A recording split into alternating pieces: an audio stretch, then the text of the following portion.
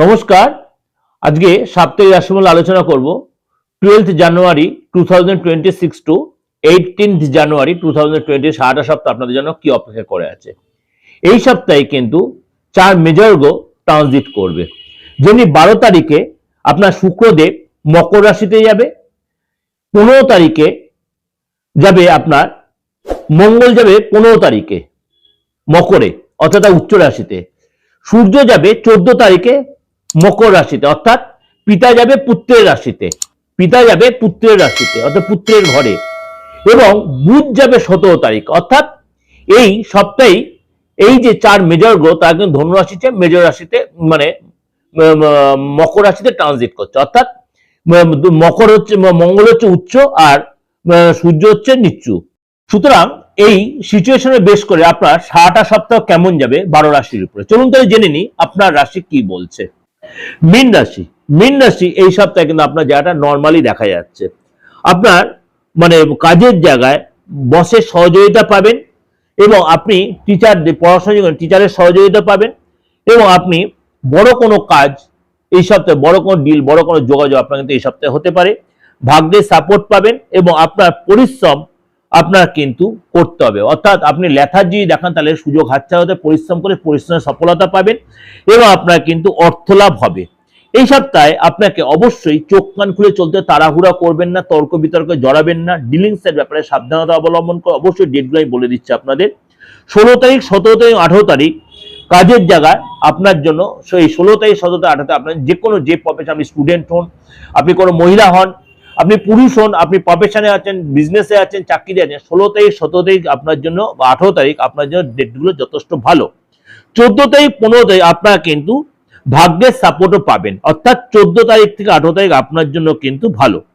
কিন্তু 12 তারিখ আর 13 তারিখ আপনাকে কিন্তু সচেতন থাকতে বা সতর্ক থাকতে, চোখ কান খুলে চলতে। অর্থাৎ সপ্তাহের প্রথম দুটো দিন আপনাকে সতর্ক থাকতে, বাকি দিনগুলো আপনার জন্য যথেষ্ট ভালো।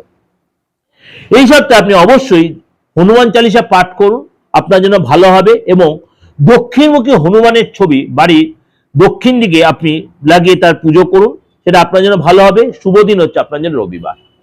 এটা আপনার কাছে আমি ওভারঅল একটা প্রেজেন্টেশন দিলাম। এটা সমস্ত গোড়াশুভে বেস করে একদম মানে শনি থেকে আপ টু আপনার ইউরেনাস নেপচুন প্লুটো প্রত্যেকটা গোড়াশুভে বেস করেই দিলাম। কেন একাধিক মেজর গ্রহ এই সপ্তাহে কিন্তু তার ধনু রাশিতে মকর রাশিতে তার গমন করছে, সুতরাং আপনার জন্য সেই এফেক্টটা হচ্ছে। সুতরাং এই যে সিচুয়েশনটা এটা আপনাদের ক্ষেত্রেও মিলবে। অর্থাৎ এই সপ্তাহে আপনারা কিন্তু মকর সংক্রান্তি পাচ্ছেন। মকর সংক্রান্তি প্রোগ্রাম আপনাদের দিয়েছি আমি। মকর সংক্রান্তি প্রত্যেকে আমরা যারা হিন্দু ধর্মাবলম্বী তারা প্রত্যেকে কিন্তু এই দিনটা খুব মানে ধুমধাম করে পালন করি। এবং এই সপ্তাহে অর্থাৎ সপ্তাহের প্রথম দিনই আপনার মানে আমরা জানি যারা মোটামুটি আমরা এই ভারতবাসী যারা কালচার যারা, অবশ্যই প্রথম দিনটা হচ্ছে একদম 12 জানুয়ারি যুবতার মানে বিবেকানন্দের জন্মদিন। অর্থাৎ এই যে দুটো মানে উৎসব, মেন উৎসব যে মকর সংক্রান্তি, এটা তো আমাদের হিন্দুদের বড় উৎসব। কারণ অনেকেই এদিন কুম্ভ স্নান করবেন, গঙ্গাসাগরে যাবেন, গঙ্গা স্নান শুদ্ধ হবেন। প্রত্যেক দিনটা সেই প্রোগ্রাম দিয়েছি, কি কি দান করবেন, স্নান করবেন, সবই অবশ্য আপনারা জানতে পারবেন সেই প্রোগ্রাম দেখলে পরে।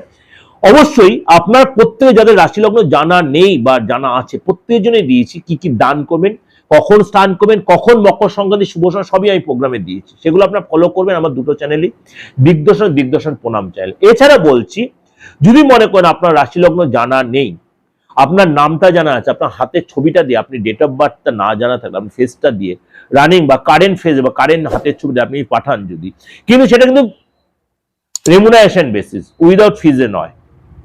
যারা যে প্রান্ততে প্রোগ্রাম শুনছেন সোশ্যাল মিডিয়ায়, দেশ বিদেশে যে কোনো প্রান্তে, অবশ্যই আপনি ফিজটা দিয়ে আপনি আপনার মূল্যবান ভবিষ্যৎটা জানতেই পারেন। প্রপার নামটা দেবেন এবং আপনার হাতের ছবি, আপনি মুখের ছবিটা দেবেন, কারেন্ট ছবিটা।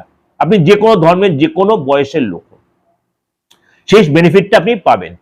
ভালো থাকবেন। অবশ্যই সারাটা সপ্তাহ আপনাদের ভালো কাটুক এবং সামনে মকর সংক্রান্তি ভালো করে পালন করুন। এবং অন্য ধর্মের যারা আছেন তারাও কিন্তু সপ্তাহে ভালো করে উপভোগ করুন। নমস্কার, ভালো থাকবেন।